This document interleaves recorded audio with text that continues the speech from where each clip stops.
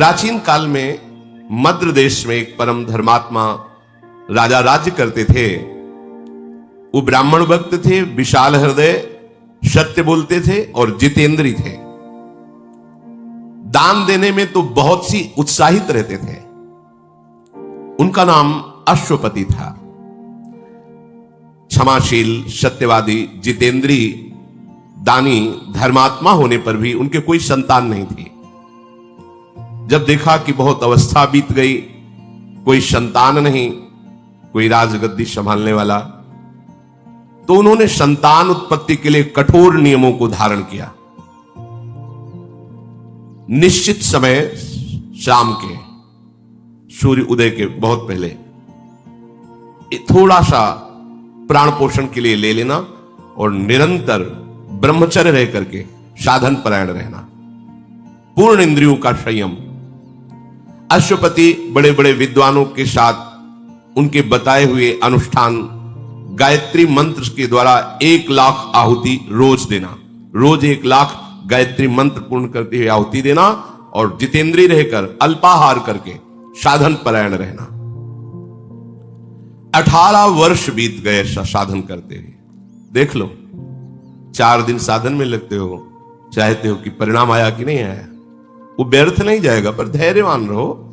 ये परमार्थ है, तुम्हारे अनंत जन्मों के पाप जमा है, कोई 1-2 जन्म के थोड़ी जमा है।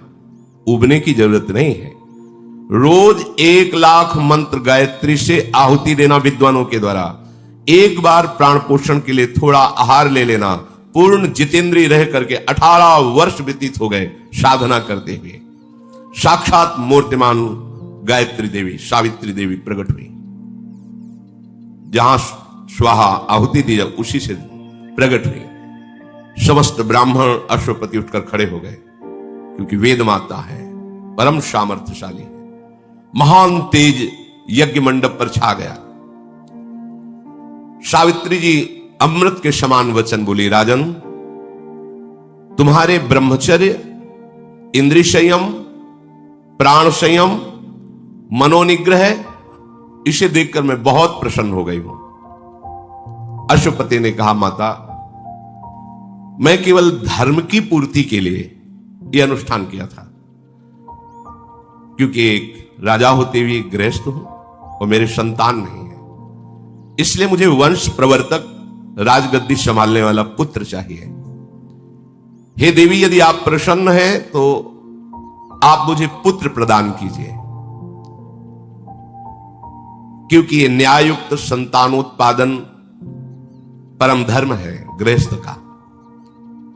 सावित्री जी बोली कि मैंने पहले ही विचार कर लिया था आपके इस भाव को, और ब्रह्मा जी से प्रमाणित करवा लिया है, क्योंकि विधान उन्हीं के द्वारा रचा जाता है। जो भाग्य में भी नहीं है उसको बदला जा सकता है तपस्या के द्वारा, भजन के द्वारा। तुम्हारे यहां एक संतान होगी कन्या रूप में। इस विषय में तुम्हें कोई प्रतिवाद नहीं करना। प्रतिवाद उत्तर, मैंने तो पुत्र मांगा था, ऐसा नहीं, एक कन्या होगी। बहुत प्रसन्न हुए, संतान तो हुई, आनंदित हो गए। देखो, कन्या या बालक दोनों समान है। अगर प्रधानता देखी जाए तो कन्या की ज्यादा है। वो दोनों कुलों का उद्धार करते हैं, माता पिता का और सास ससुर का, दोनों। उसका पुत्र से भी अधिक श्रेष्ठ पद है कन्या का। आज बुद्धि भ्रष्ट हो गई है, कन्या को हे भाव से देखते हैं। गर्भ में कन्या है तो ऐसी क्रूरता माता पिता धारण कर लेते हैं, मरवा दो। ऐसा बुद्धि कैसी नीच हो गई। पुत्र से भी श्रेष्ठ कन्या का पद है। अपने तो घरों में देखा है, छोटी कन्या को अपनी ही कन्या के चरण पूछते हैं। बड़े जन चरण छूते हैं, छोटे बालक के थोड़ी छूते हैं, कन्या के छूते हैं। उसे देवी भावना से देखा जाता है। सावित्री जी ने कहा, इस पर तुम्हें कोई प्रतिवाद नहीं है, आपकी बड़ी कृपा है। मार्कंडेय जी कहते हैं, राजा बहुत प्रसन्न हुए और सावित्री देवी ऐसा बोलकर अंतर्धान हो गई।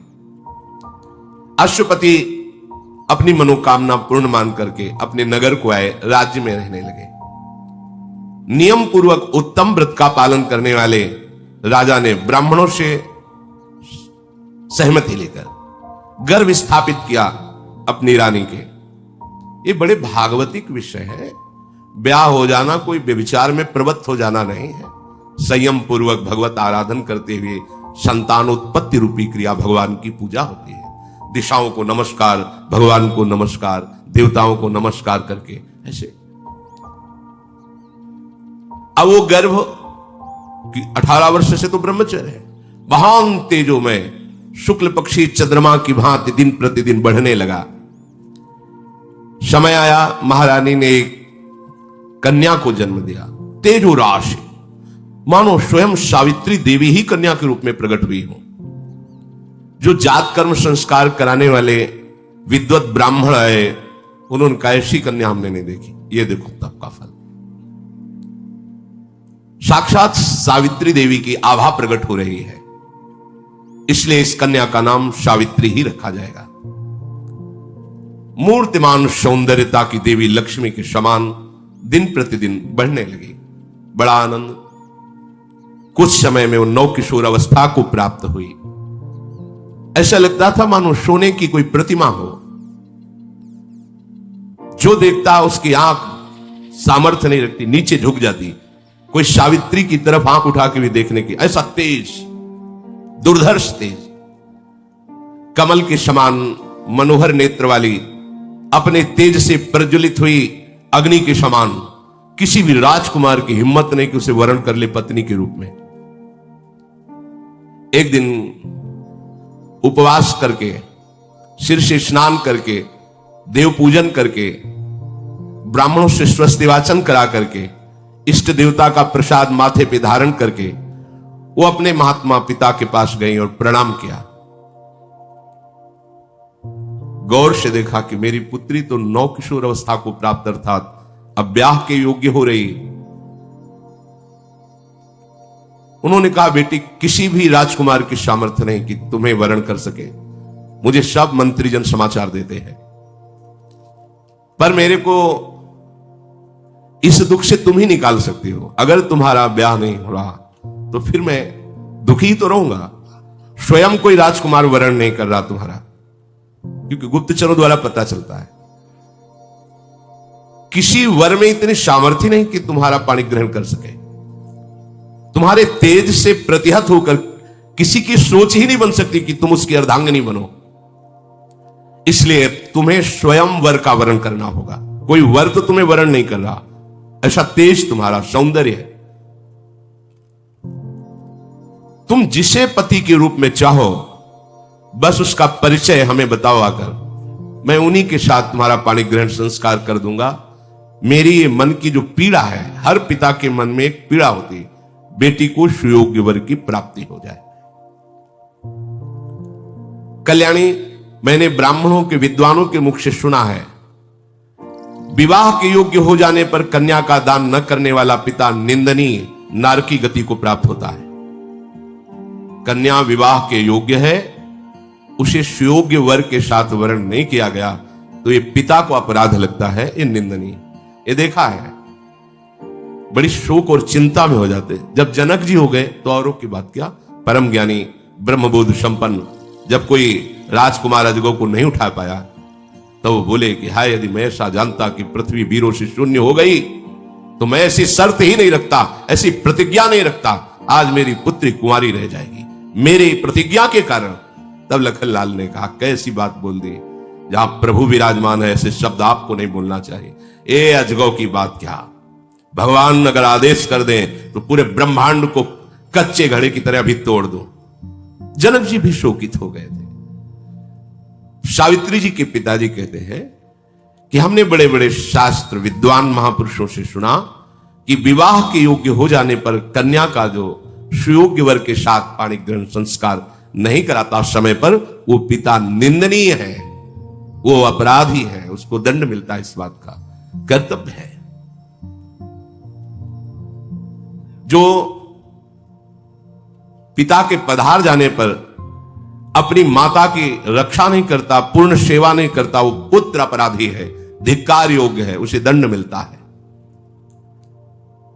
जो सुयोग्य पत्नी प्राप्त होने पर भी पति अन्य की तरफ काम भावना करके अपनी पत्नी का वो दंडनीय अपराध है हमारे भागवती कानून में, उसको दुर्गति प्राप्त होगी।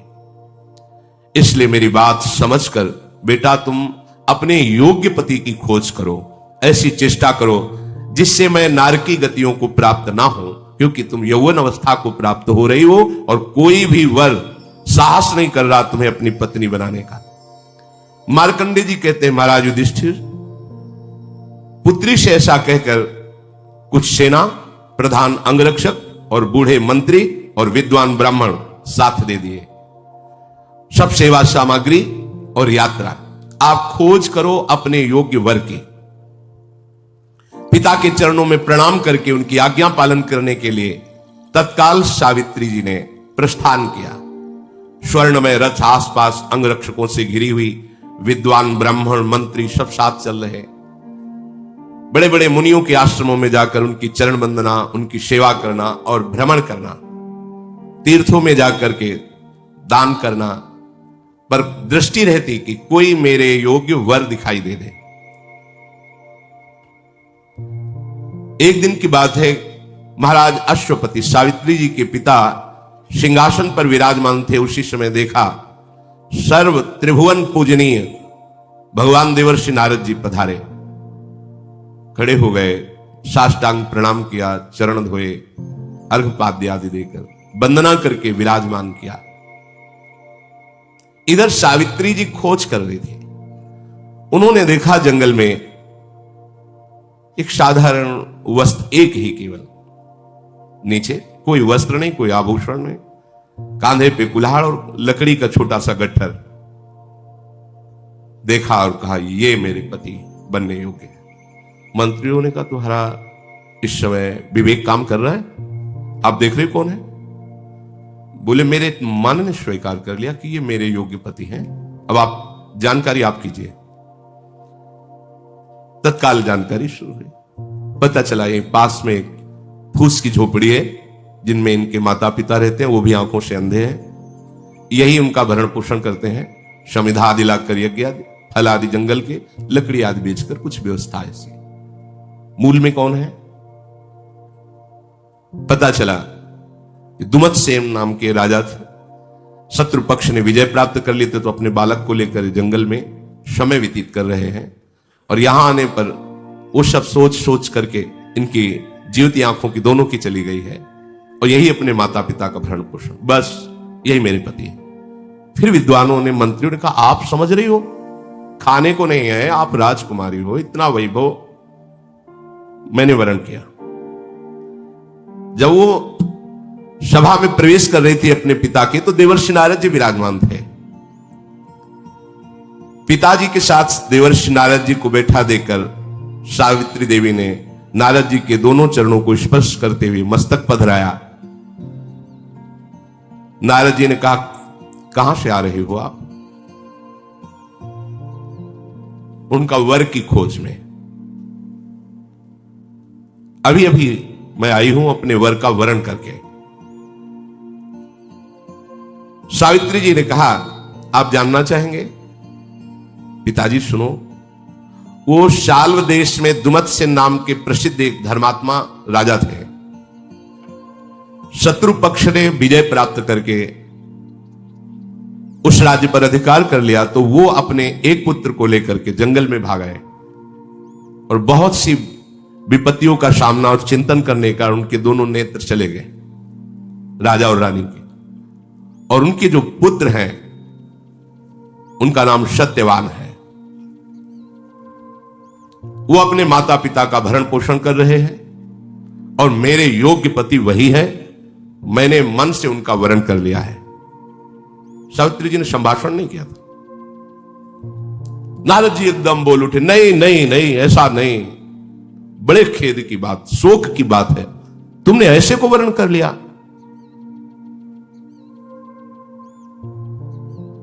तो सत्यवान जी की बात सुनकर जब नारद जी ऐसा बोले, उनके पिता ने कहा क्यों?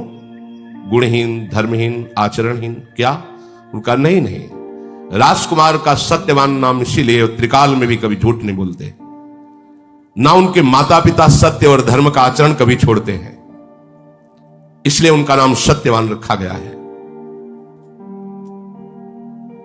राजा ने कहा, देवर्षि फिर आप एकदम चौंक क्यों पड़े? जब ऐसे सत्यवान है तो आप ऐसा। नारद जी ने कहा, वो सूर्य के समान तेजस्वी हैं, बृहस्पति के समान बुद्धिमान है, और इंद्र के समान वीर है, पृथ्वी के समान क्षमाशील है। तो फिर महाराज आप एकदम आश्चर्यचकित होकर नहीं नहीं क्यों बोल पड़े? सुनो, वे दान देने में भी रंतिदेव के समान है, उशीनर पुत्र महाराज शिवी के समान शरणागत की रक्षा करने में समर्थ है। वो बहुत ही सुंदर और प्रिय दर्शन, जैसे चंद्रमा सबको प्रिय लगता है, वो रूपवान भी है। फिर महाराज क्या आपने दोष देखा? आप तो जितनी बात बता रहे हैं ये तो सब किसी महापुरुषों में होती है।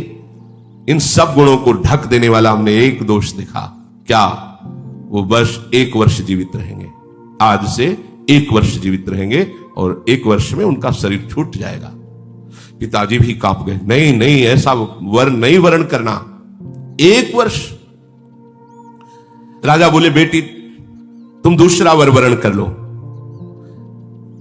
सत्यवान सब गुणों से युक्त है पर 1 वर्ष जीवित। नहीं नहीं, ऐसा नहीं। भगवान देववंदित नारद जी के वचन परम सत्य होते हैं। 1 वर्ष में उनकी मृत्यु हो जाएगी, फिर तुम वैधव्य जीवन व्यतीत करोगी। नहीं, ऐसा नहीं। सावित्री बोली, धर्मात्मा पुरुष निर्णय एक बार ही करता है। हमारे सनातन धर्म में कन्या एक बार पुरुष का वरण करती है, और दानी एक बार वचन देता है, दे दिया बस, दोबारा नहीं। ये 3 बातें धर्मात्मा पुरुष में होती हैं। ये 3 बातें उसी में होती है जिसमें धर्म जागृत होता है। एक बार निर्णय कर दिया, कर दिया। एक बार पति का वरण हो गया, हो गया। ये आज की मंद बुद्धि, मलिन बुद्धि इस बात को एक बार कह दिया, दिया तो दिया, फिर उसमें लौट कर नहीं सोचा कि मेरे प्राण जाएंगे या मैं भूखा रहूंगा। धर्मात्मा पुरुष में 3 लक्षण। एक बार निर्णय कर दिया, एक बार कन्या ने वर का वरण कर लिया, एक बार दान देने के समय बोल दिया ये तुम्हें दिया, फिर कुछ भी हो जाए पीछे नहीं हटना। अब अल्पायु हो या शतायु हो, गुणवान हो या गुणहीन हो, मैंने एक बार सत्यवान को पति रूप से देख लिया। सत्यवान को भी पता नहीं, बस सत्यवान ही मेरे पति रहेंगे, चाहे 1 वर्ष हो या 1 दिन हो। ये रहे धर्म। मैं जो मन से निश्चय करती हूं वही वाणी से बोलती हूं और उसी को क्रिया रूप में परिणित करती हूं, और यही सत्य धर्म में चलने वाले की पहचान है। वाणी, मन और क्रिया एक ही होनी चाहिए। मन में कुछ और, बोल कुछ और रहा है, क्रिया कुछ और है, ठीक बात नहीं। नारद जी ने कहा, धन्य हो, धन्य हो, धन्य हो देवी, तुम्हारी बुद्धि धर्म में स्थित है, इसलिए अब किसी के सामर्थ्य नहीं कि तुम्हें धर्म से कोई हटा सके। पुत्री, तुमने जो सत्यवान के साथ वर्ण करने की निष्ठा दिखाई, मैं बहुत प्रसन्न हुआ। देवर्षि नारद जी ने कहा। राजा बोले कि मेरा हृदय भी फूल गया, मुझे ऐसी संतान मिली जो धर्मनिष्ठ है। बेटी, मैं वैसा ही करूंगा जैसा तुम निर्णय किए हुए हो, क्योंकि धर्म का यही निर्णय है। वो केवल देखा और मन में ठान लिया। कोई आगे प्रक्रिया ब्याह की नहीं हुई थी। सत्यवान को भी बात नहीं पता थी। नारद जी ने कहा, कोई विघ्न बाधा तुम्हारे ब्याह में न पड़े, मैं ऐसा आशीर्वाद देता हूं। अच्छा, मैं चलता हूं। भगवान नाम गुणगान करते हुए वो भगवत धाम की तरफ नारद जी चले। इधर विवाह की तैयारियां हुई। युधिष्ठिर अश्वपति ने बड़ी प्रसन्नता से ब्याह की सामग्री एकत्र करवाई। फिर बड़े बूढ़े ज्योतिषाचार्य, विद्वान, ज्ञानी ऋषिजन, ऋत्वजन, पुरोहित जन, इन सबको और बहुत सी भोग सामग्री, बहुत सी धन संपत्ति साथ में ली और उसी तपोवन की यात्रा की जहां सत्यवान जी रहते थे। वहां आश्रम के निकट पहुंच करके सब सवारियां रुकवा दी और नंगे पैर होकर के अश्वपति, जो सावित्री जी के पिता थे, पाग हटाकर, सर का पाग और चरणों की पादुका ये हटा करके, ये सबसे बड़ा सम्मान होता है, ब्राह्मणों को आगे करके वहां गए। तो वहां देखा नेत्रहीन राजा और रानी, सत्यवान के जो माता पिता हैं, एक साल वृक्ष के नीचे बैठे नाम जप कर रहे हैं। कुशा की चटाई है, जंगली कुशा की। अश्वपति ने जाकर के उनका पूजन किया, प्रणाम किया, फिर परिचय रखा, मैं अश्वपति हूं, अर्घादि के द्वारा आपकी आराधना कर रहा हूं। वेद मंत्रों के ज्ञान करने वाले ब्राह्मणों के द्वारा स्वस्थ वाचन कराकर बहुत सी गौएं और संपत्ति आपको समर्पित करता हूं। इसका उद्देश्य है कि आपके पुत्र सत्यवान को मैं अपनी पुत्री समर्पित करता हूं। हे धर्मज्ञ, इस सावित्री नाम की मेरी तेजोमयी देवी स्वरूपा कन्या है, इसे आप पुत्र वधू के रूप में स्वीकार करें। वो बूढ़े जिनके नेत्र नहीं, अंधे हो गए थे, वो बोले महाराज क्या देखकर विवाह कर रहे हो? वैसे मैं भी राजा ही था, पर राज्य भ्रष्ट हो चुका हूं, छिन चुका है राज्य। यहां तो भरपेट भोजन की भी व्यवस्था नहीं है, और आपकी कन्या राजकुमारी, आप खुद कह रहे हैं देवी है, तो उसके पालन पोषण के लिए मेरे पास कोई सामग्री नहीं। इस वन में इस झोपड़ी के सिवा क्या है? कैसे वो रहेगी? इसलिए आप विचार कर लीजिए। अश्वपति ने कहा महाराज, सुख और दुख ध्यान देने योग्य बात है। सुख और दुख, संपत्ति और विपत्ति तो आती जाती रहती है। मतलब कन्या पक्ष को वर का क्या देखना है? वो धर्मात्मा है, शीलवान है, वो सही ढंग से चलता है कि नहीं। भले गरीब है आज, तो कल धनी भी हो सकता है, लेकिन वो व्यभिचारी है, नीच आचरण वाला, हिंसात्मक स्वभाव वाला, आज धनी है तो एक दिन दरिद्र हो जाएगा। ऐसी जगह कन्या सुख प्राप्त नहीं करती। जो व्यभिचारी प्रवृत्ति की, चाहे कन्या हो या पुत्र हो, ये फिर निष्ठाएं नहीं होती, पवित्रता नहीं होती, का वो परिवार सुखी नहीं रहता, जलते रहते हैं।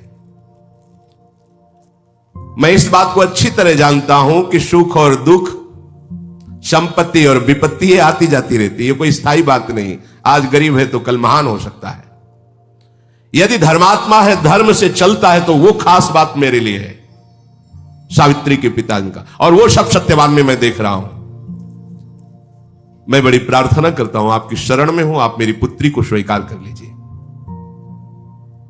मैंने सुना है धर्मात्मा पुरुष शरण में आए हुए को वापस नहीं करते, इसलिए आप बड़ी दैन्यता से बात कर रहे हैं। आप ऐसा ना कहें कि आप राज्य से च्युत हैं। आप ऐसे धर्म को धारण किए हुए हैं कि एक राजा का भी सम्मान छूटा पड़ेगा यदि आपको दिया जाए, क्योंकि धर्म आप में विराजमान है। मैं तो आपकी शरण में हूं, आप इतने महान हैं, नाम जप करते हुए वनवास कर रहे हैं। बस मेरी इच्छा है मेरी कन्या आपकी सेवा में रहे, आप पुत्र वधू रूप में ग्रहण कीजिए। दुमत सेन, वही जो नेत्रहीन सत्यवान के पिता है, उनका महाराज यदि ऐसा भाव आपका है तो मैं अपना सौभाग्य समझूंगा कि आप जैसा धर्मात्मा राजा और सावित्री जैसी देवी हमारी संबंध में आएगी। किंतु मेरी बात फिर ये समझ लो कि मेरे पास कोई सुख सामग्री नहीं है जिससे मैं आपकी पुत्री को, यहां आश्रम में ब्राह्मण जन आते रहते हैं, कंदमूल फल से उनका स्वागत हो जाता है, मेरा पुत्र लाता है। उनका महाराज आप इसकी चिंता न करें। बहुत सी सामग्री, बहुत से भोग सामग्री समर्पित की, और विद्वान ब्राह्मण साथी थे। मंत्रों के द्वारा विधि पूर्वक सत्यवान और सावित्री जी का पाणी ग्रहण हुआ। सत्यवान जी को बड़ी प्रसन्नता हुई देवी सावित्री के पाणी ग्रहण करने से, और सावित्री जी को अपार सुख मिला कि ऐसा धर्मात्मा पुरुष मेरा पति बना। पिता के जाने के बाद इस सावित्री जी ने पिता के द्वारा दिए हुए सारे आभूषण सब बांट दिए ब्राह्मणों को। जैसे मेरे पति और ससुर रहते हैं मैं वैसे ही रहूंगी, अपने पिता की वस्तुओं का भोग नहीं करूंगी। इनके पास जो सुविधा है उसी से, यह है धर्म, यह है धर्म कि अपने पिता के वैभव को दिखाकर पति गरीब है तो उसको हर समय नहीं, जैसे मेरे स्वामी हैं मैं उन्हीं के। सियाजू ने भी यही कहा था कि मुझे जनकपुर का वैभव या महाराज चक्रवर्ती सम्राट दशरथ जी का वैभव, प्रभु आप के जहां चरण वही हमारे लिए सुख सैया है आपका। पिता के जाते ही सारे वस्त्र आभूषण उतार दिए और जैसे पति वल्कल वस्त्र वैसे ही वस्त्र धारण के और सब बांट दिया। जैसे पति जीवित रखेंगे वैसे रहूंगी, पिता के वैभव से नहीं। ये धर्म है, इसे धर्म कहते हैं। मेरे पति जैसे माता पिता की सेवा करके मैं उसी से नहीं चाहिए ये वैभव। वो दे गए थे, सब बांट दिया। शरीर में कोई आभूषण नहीं रखा। गुण, विनय, संयम सबके द्वारा अपने सास ससुर की आज्ञा में रहना। शारीरिक सेवा और वाणी का संयम, कभी कोई ऐसे वचन न निकल जाए पति के प्रति, और सत्कार के द्वारा पति को अधीन कर लिया, प्रेम अधीन। यह है वास्तविकता। ऐसा प्रेम, ऐसा समर्पण कि वो खुद अपने हृदय में आपको वास दे दे। मधुर संभाषण, प्रवीणता पूर्वक कार्य की कुशलता और शांति और एकांत वृत्ति के द्वारा पति की आराधना। एकांत वृत्ति भगवत भाव, मेरे साक्षात भगवान है मेरे पति देव, ऐसी आराधना। बाहर से सब करते हुए अंतर से गली जा रहे थे। आज का भी दिन व्यतीत हुआ, आज का भी दिन व्यतीत हुआ। 1 वर्ष, जिस दिन नारद जी ने बात की थी उस दिन से क्षण क्षण अंदर आग लग रही थी, पर बाहर से मुस्कुराती, बाहर से सब किसी को जानने नहीं देती। तदनंतर समय व्यतीत हुआ, वो समय आ गया। सावित्री जी एक एक मिनट की गणना, एक एक पल की गणना कर रही थी। नारद जी के बताए हुए समय से निश्चय हो गया कि आज के चौथे दिन मृत्यु हो जाएगी मेरे पति की। एक जगह खड़ी हो गई, न जल न भोजन, बस मंत्र जाप, रात दिन, किसी को कुछ नहीं बताया। सावित्री का कठोर नियम सुनकर उनके ससुर ने पूछा, ये कौन सा व्रत आप आरंभ कर रही हैं? सुना है तुम 3 दिनों तक कोई भी आहार नहीं ले रही, जल नहीं, भोजन नहीं, क्या तुम्हारे मन में चल रहा है? उनका पिताजी, आपको चिंता करने की बात नहीं है, ऐसे ही मन में आया है कि मैं ऐसे रहूं। जब कार्य पूरा हो जाएगा तो मैं आपको बता दूंगी। अभी आपसे क्षमा चाहती हूं कि आप हमसे ना पूछे कि मैं क्या कर रही हूं और क्यों कर रही हूं। बस आप शांत रहे, तो आप कोई प्रश्न मत कीजिए। तो उनका, बेटी तुम्हारा व्रत भंग हो ऐसा मैं तो भी नहीं चाहूंगा। तुम समुचित रूप से व्रत करो, मैं नहीं बोलूंगा। मैं जानता हूं कि तुम जो भी निर्णय लोगी वो धर्मयुक्त होगा। 3 दिन व्यतीत हुए, अब कल चौथा दिन है। निश्चित पति की मृत्यु है। रात भर अशुभ प्रवाह करती हुई भगवान नाम जप करती रही। हे भगवान, आप ही मेरे पति की रक्षा कर सकते हो। जो ही सूर्योदय हुआ,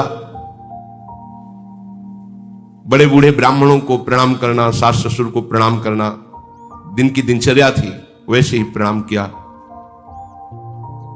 और सावित्री जी ने सास ससुर से कहा, अभी तक हमने आपसे कोई वस्तु नहीं मांगी, आज मैं एक बात आपसे मांग रही हूं। कहा, बेटी हमारे पास है ही क्या जो मैं तुम्हें दे सकूं? बोले, जब से पाणी ग्रहण संस्कार होकर आया मैं आपकी सेवा से बिलक नहीं हुई। आज मुझे आदेश कीजिए। पति जो लकड़ी लेने जाते हैं, समिधा लेने जाते हैं, फल मूल लेने, आज मैं उनके साथ बन देखना चाहती हूं और उनके साथ जाना चाहती हूं। ना सत्यवान को पता है ना उनके माता पिता को पता है। तो उनका, बेटी ये कोई बात है? ये तो तुम्हारा अधिकार है। कहा, नहीं, जब तक आप आज्ञा नहीं करेंगे तब तक मेरा यह अधिकार नहीं है, आपका अधिकार है। पुत्र आपका है, आप आदेश कीजिए तो मैं जा सकता। कितना सूक्ष्म धर्म, कितना सूक्ष्म। यहां तो आज ब्याह होते ही बंटवारा कर लेते हैं, माता पिता को छोड़ देते हैं। कैसा धर्म है? तो फिर सामर्थ्य भी देखो इस धर्म की। आज मैं इसलिए जाना चाहती हूं कि आज कोई मेरा बहुत बड़ा मनोरथ है। जब मैं वो मनोरथ पूर्ण कर लूंगी तब आप भी प्रसन्न हो जाएंगे, देख लेना। अपने सास ससुर से कहा।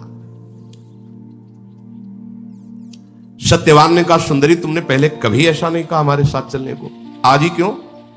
बन बड़ा दुखदाई है, मैं बचपन से रह रहा हूं, मुझे अभ्यास है।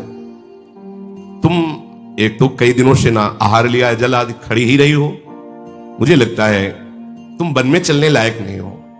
सावित्री ने कहा, भगवान मुझे कोई कष्ट नहीं है, मुझे कभी भी कहीं भी चलने में थकावट नहीं होती, मेरा मन बहुत उत्साहपूर्ण रहता है। बस आपसे प्रार्थना है आप कहीं मना ना कर दीजिए। सत्यवान ने कहा कि आज तक तुमने कोई चाह नहीं प्रकट की, अगर साथ ही चलना चाहती हो तो चलो, हम मना नहीं करेंगे। महान व्रत का पालन करने वाली सावित्री ब्राह्मणों को, सास ससुर को प्रणाम करके एकाकार वृत्ति केवल भगवान में। ये बहुत बड़ी बात है। कदम पति के साथ चल रहे, चिंतन भगवान का चल रहा है। आज देखते हैं कि मृत्यु कैसे हमारे पति को ले जाती है। हृदय घबरा रहा है, जलन पैदा हो रही है, भगवद स्मरण एक तार चल रहा है। देखने में बहुत मुस्कुराती हुई दिखाई दे रही, जिससे उनके पति को पता न चले। सत्यवान जी दिखाते, देखो विशाल नेत्रों वाली सावित्री, एक कैसा सुंदर वन है, देखो यहां मयूर कैसे नृत्य कर रहे, देखो कितनी पवित्र जल बहाने वाली नदी है।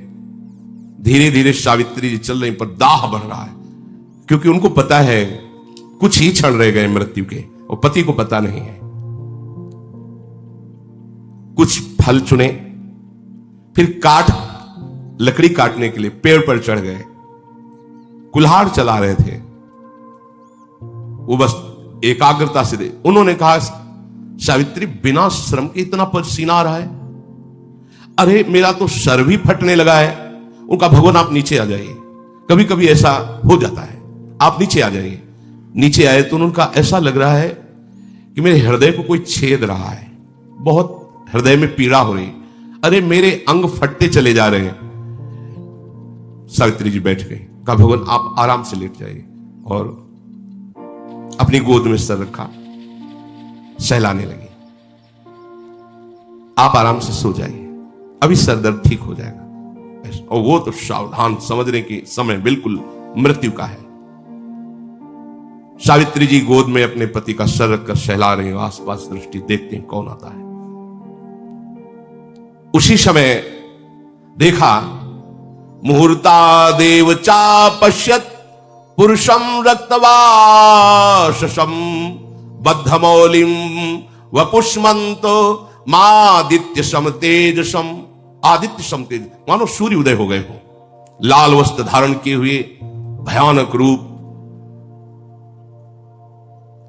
सिर पर मुकुट बंधा हुआ, भय पैदा हो रहा, हाथ में पास लिए आकर वहां खड़े हो गए। सावित्री जी ने देखते ही पति का सर जमीन पे रखा और भूमि पर प्रणाम किया, माथा टेके, और हाथ जोड़कर कहा मैं समझती हूं कि आप कोई देवता नहीं है, लोकपाल है, क्योंकि इतना तेज लोकपालों में ही होता है। अगर आप उचित समझे तो हमें अपना परिचय बता सकते हैं। पतिव्रता से सावित्री तथैव च तपोन्विता, तुम पतिव्रता हो और तुम आत्मबल से युक्त महान तपस्विनी हो, इसलिए मैं तुमसे वार्तालाप कर सकता हूं। तुम मुझे लोकपाल यम इस नाम से मेरा परिचय दिया है, मैं यमराज हूं। तुम्हारे पति की आयु समाप्त हो चुकी है, इस पास में बांध करके अभी अभी मैं उनको यहां से ले जाऊंगा। सावित्री जी ने पूछा कि मैंने तो सुना है यमदूत आते हैं, पर आप यहां स्वयं पधारे, दूत नहीं आए, ऐसा क्यों? श्रूयते भगवान दूतास्तवागच्छन्ति मानवान, मनुष्य को लेने के लिए तो यमदूत आते हैं। नेतु किल भगवान कस्मात, आप स्वयं आए, स्वयं प्रभु। भगवान यमराज ने कहा कि जानती हो ये तुम्हारा पातिव्रत धर्म और भगवत चिंतन का प्रभाव है कि मेरे दूत तुम्हारे सामने प्रकट ही नहीं हो सकते, क्योंकि महाभागवत ये भी है, महाभागवत 12 महाभागवतों में ये यमराज जी आते हैं, जिनको धर्मराज भी कहा गया है। मेरे दूतों की योग्यता ही नहीं कि आ जाए, इसलिए मुझे स्वयं आना पड़ा है। तत्काल सावित्री जी ने देखा कि उस जीवात्मा को यम पाश में बांधकर, क्योंकि वो दिव्य दृष्टि संपन्न हो चुकी है, बहुत विवश कष्ट पूर्वक शरीर से वो जीवात्मा निकल रही, सांस रुक गई, चेहरे का रंग बदल गया, पति को यम पाश में बंधा देख रही। दक्षिण दिशा की ओर चल पड़े यमराज जी। सावित्री जी पीछे पीछे चल पड़े। परम सौभाग्यवती, व्रत नियम भगवद स्मरण, अबाध गति, कहीं भी जा सकती है। धर्म का बहुत बड़ा बल होता है।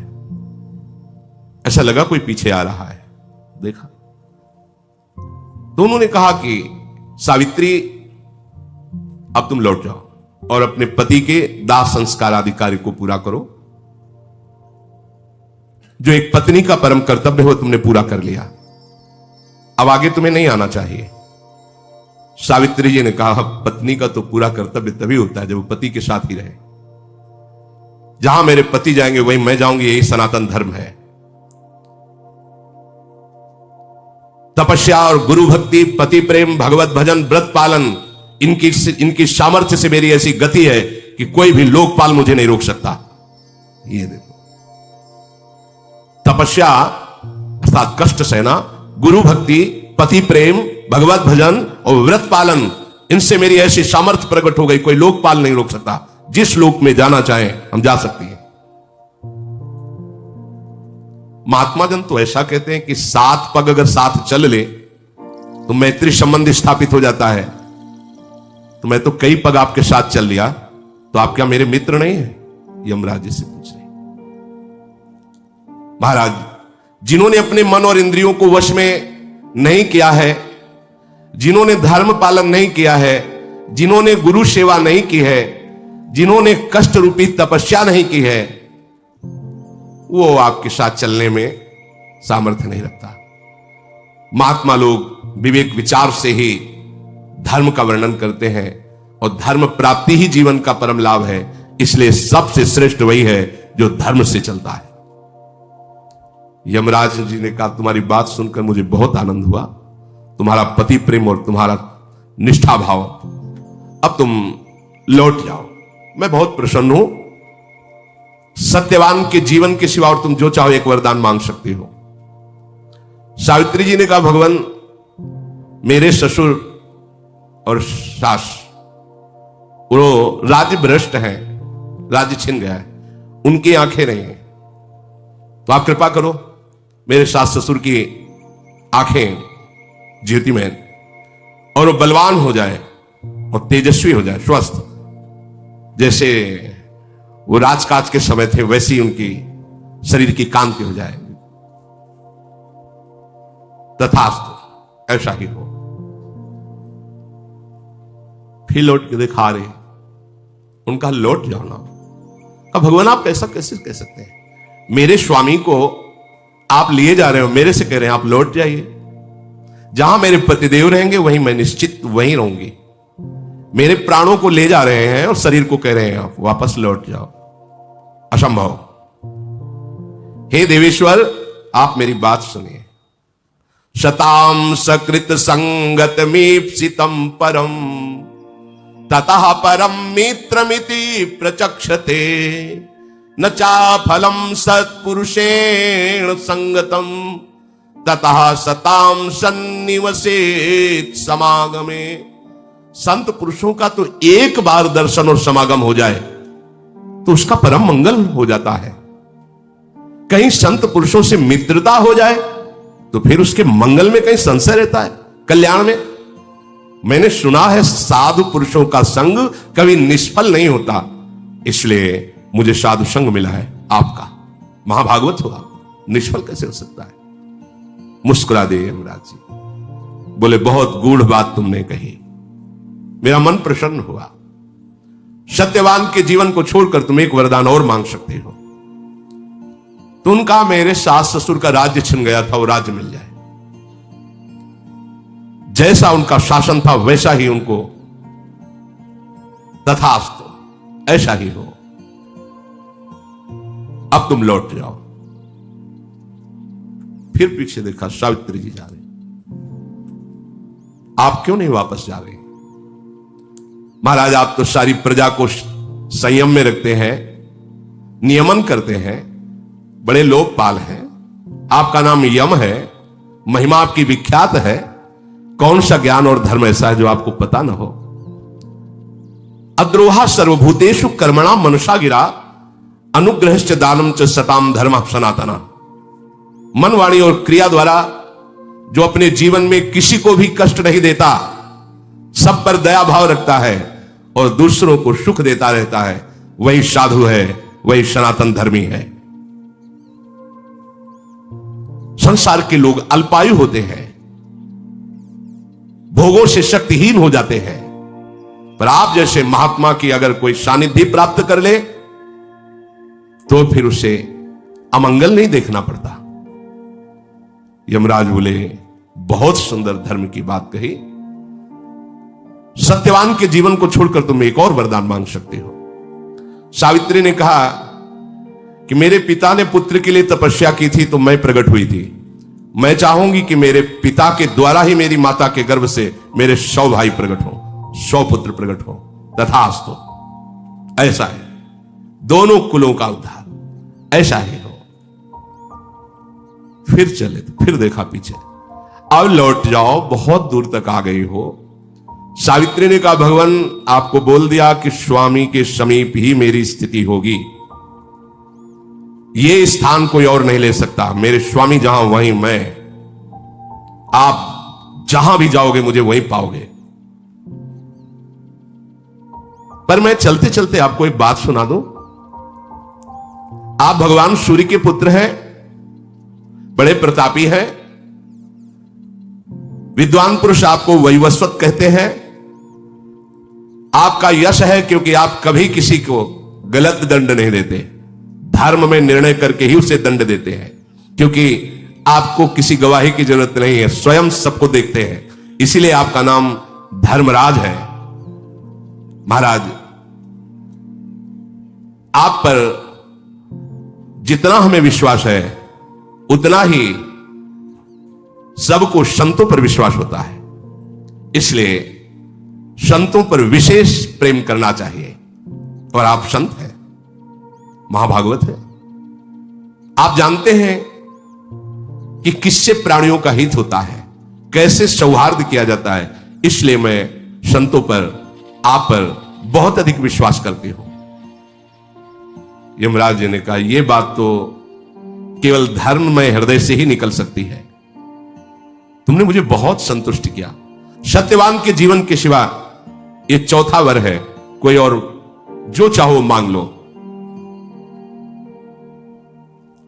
महाराज, मैं भी औरस पुत्र चाहती हूं। औरस शब्द होता है केवल पति के संयोग से, नहीं तो देवी संकल्प से भी पुत्र होता है, गर्भ हो जाएगा। ऐसे संकल्प किया, गर्भ हो, शब्द बोल दिया।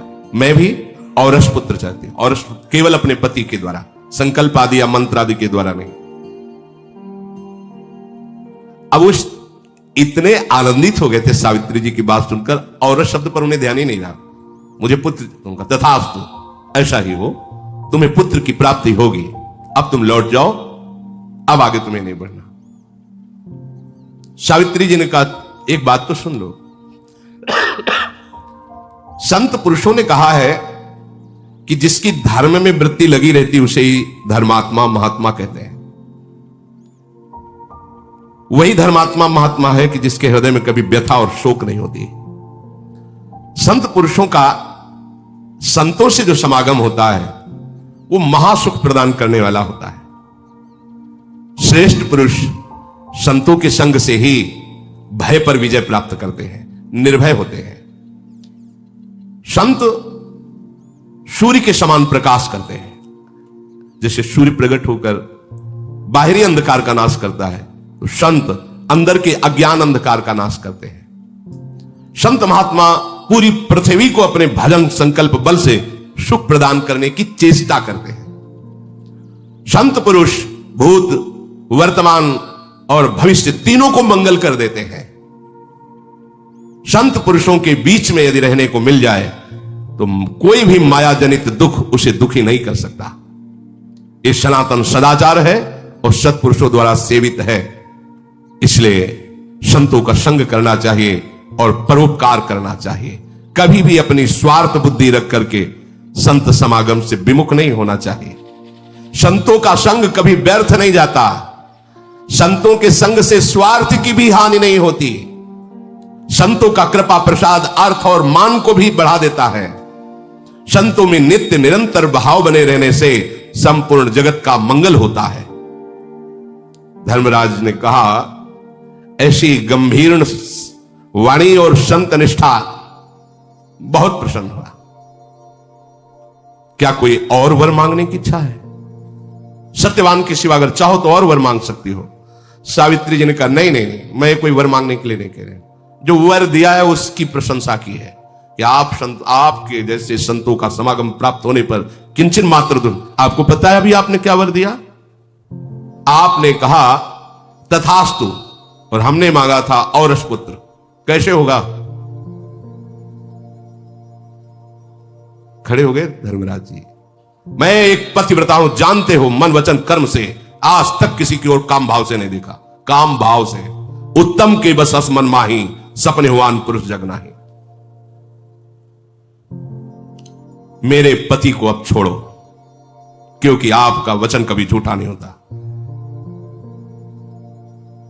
पति के बिना औरस पुत्र नहीं हो सकता। धर्मराज को, एक पतिव्रता ने धर्मराज को उत्तरहीन कर दिया। आपने वर दिया ना, फिर आपका अधिकार कैसे बनता है कि आप हमारे पति को ले जाएं?